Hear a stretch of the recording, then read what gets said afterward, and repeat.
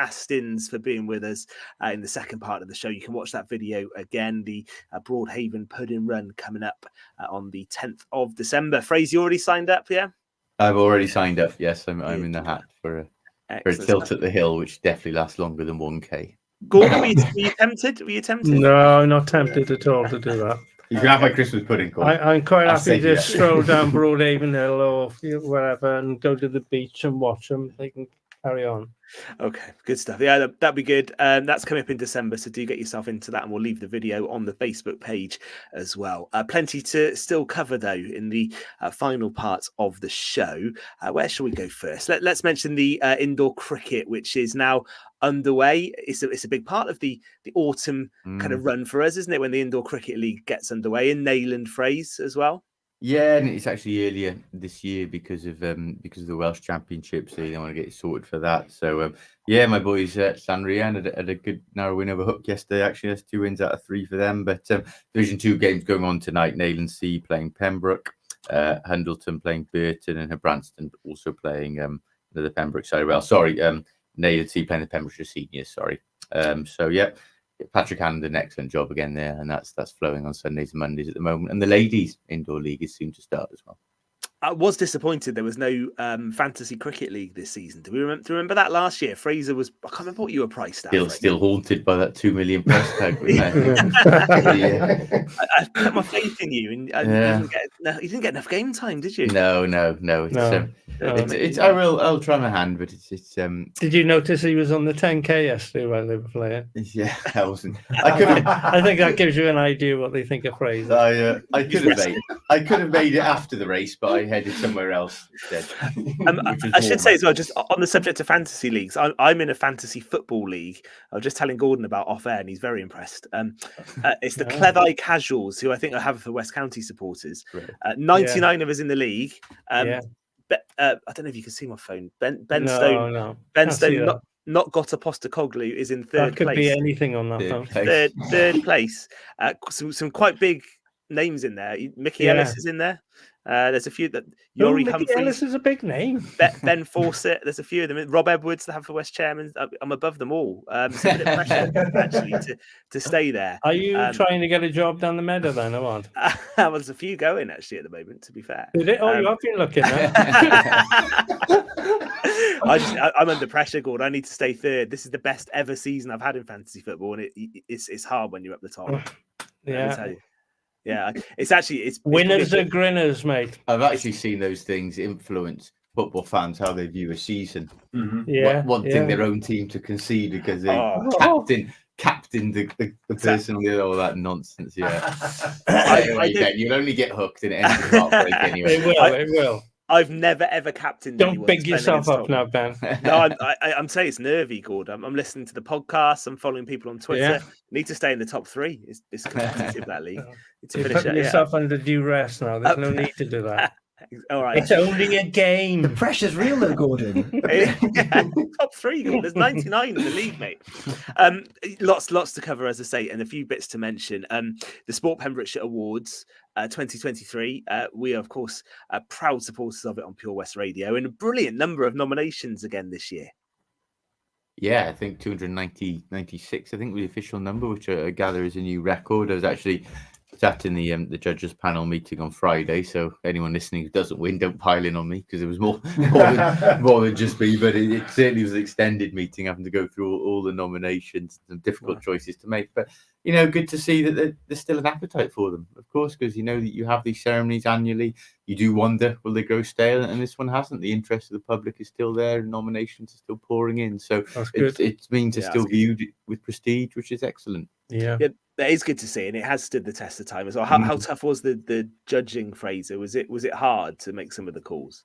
It is very difficult. Of course it is, because you've got a fluctuation, and in terms of the nominations, you've got some people who are professional and some people are amateur, and sometimes in the same category, and that's just the nature of it. So deciding perhaps what is excellence in one area and what is excellence in another, and of course, there's certain sports where maybe, without being disrespectful, being a national champion or competing for Wales is perhaps not the same equivalent in another sport, because maybe it's a less populated one and so on. So, a really great achievement to go through, and actually siphoning through them and deciding which merits a top 3 place or an eventual winner's trophy. It is very difficult. I'm not going to lie about that. It's a long old process.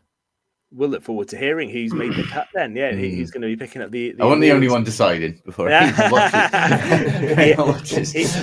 He gets in very quickly. Yeah, good stuff. Yeah. I mean, the cliche is just to be nominated is a winner. You're a winner. And there's some brilliant You examples. don't believe that good. No.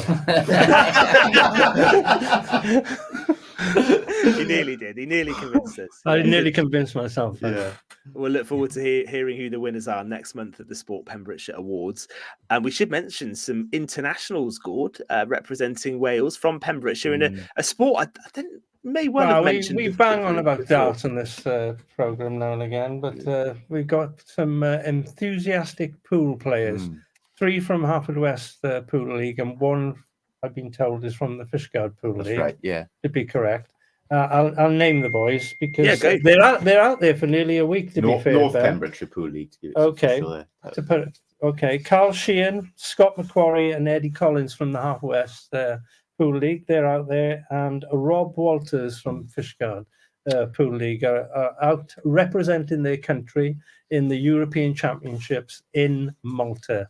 Wow. Good luck, boys. All the best. Oh, absolutely. Yeah, flying the flag for Pembrokeshire, representing Wales. I mean, pool's a sport, Gord, isn't it? No doubt about that. It's got to be if darts is, mate. I think 100%. It should be in the Olympics, mate. It plays. It does play on a slightly different important role. That sport pool actually around here because in terms of trade, Gets you out on a Friday night. Yes, well, Tuesday night's the night good, but it actually does a lot for trade in these pubs in winter. Yeah. All jokes aside, it does. Plays a very positive role, and it's a good little league. I had the misfortune of being drawn against Rob Walters once in a doubles match, and I think it was best out of 5, and I barely had time to take a sip of my drink before I'd lost 3-0. But he's a superb player. He cleans up on the awards every year. So him and the 3 boys, well done. Yeah. And a lot of it's self-funded as well. It is. It is. They've got to. They've got to do a bit of fundraising and back themselves to get out there. So well done. It's good commitment. And representing Wales, any sport is something, isn't it? You can only get to the top in your chosen sport. So that's a really good effort. You have to follow them, Gordon. Let us know how they get on. I will. Pool's a sport. Darts is a sport. Fantasy football management is also a sport. Yeah. that will be the Olympics soon too. It probably will be. Sports, yeah. Well, let's finish on 2. One maybe slightly more fun than the other, actually, when we come to talk about England's performance in the Cricket World Cup. But what about the boxing at the weekend, Fraser? Yeah, well, I was talking about dubious sports, haven't you? We seem to have had a new phenomenon, if I call it that, in boxing of late, with these YouTube boxers fighting professional fights. It's not something I'm a fan of, but unfortunately, and I say unfortunately, there is an appetite for it. They sell pay-per-views, they sell out arenas, so it does seem to be something that's popular. I hope it's not the future of the sport. We had a taste of that on Saturday again in the heavyweight division. Tyson Fury actually nearly coming unstuck against Francis Ngannou. Many believe he did come unstuck. Very fortunate. 37-year-old UFC fighter. It's not a good look. The sport, in my opinion, we're supposed to have had this golden era of heavyweight boxing, which hasn't come to fruition yet, with Tyson Fury fighting Joshua, Fury fighting Usyk, Wilder, Joshua. None of them have happened yet. And December the 23rd was billed. We're finally going to get this unification bout between Fury and Usyk. And the latest news today, after this Fury fight, he was cut quite badly. It looks like it'll be put back again. So real boxing fans are being made to wait. And I think it's a very, very frustrating sport to be following at the moment. It's doing itself no favour. The problem is, Fraser, it's all down to marketing. It's all down to money. It's, that's what's dictating everything. It is ruining boxing. And Saudi Arabia being in the game now.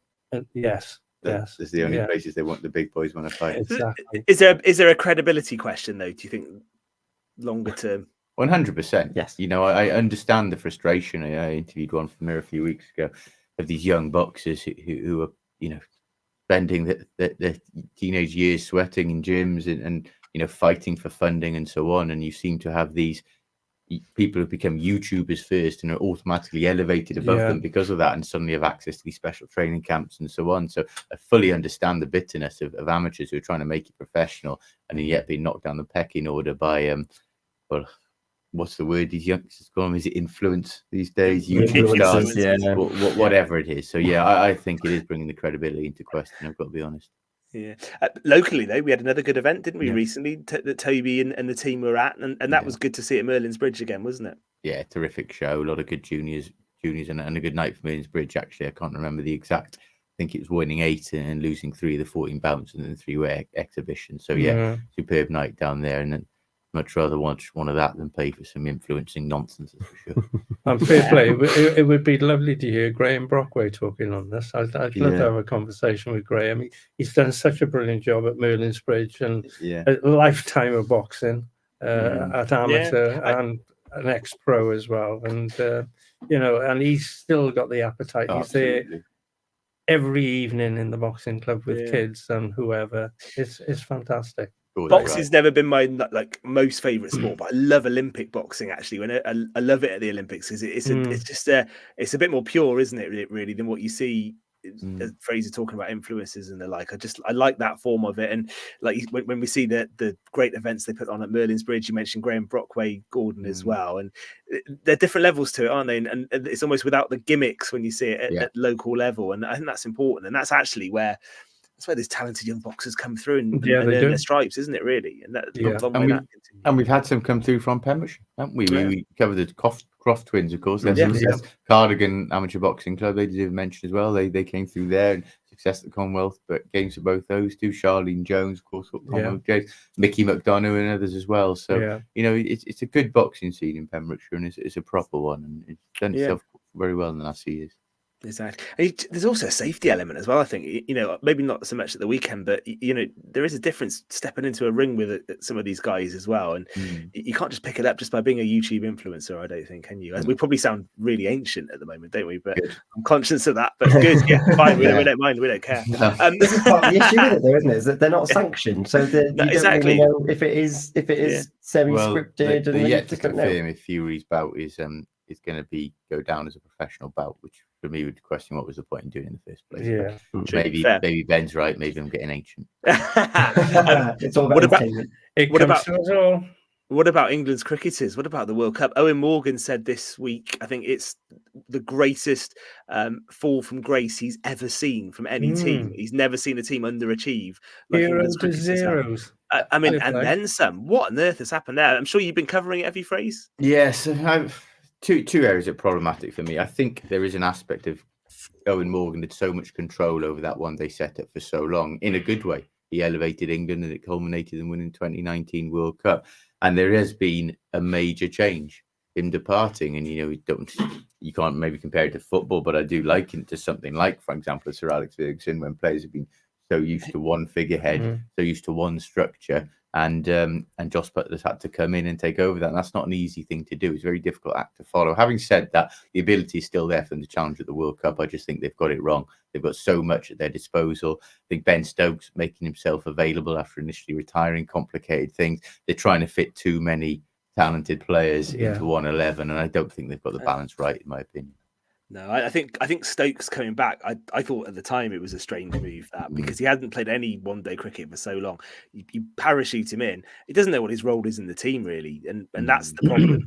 They're really having to kind of work it out as they go. And what's happened is they've been well beaten. And they've got Holland to come next, the Netherlands next, haven't they? And, they could lose that.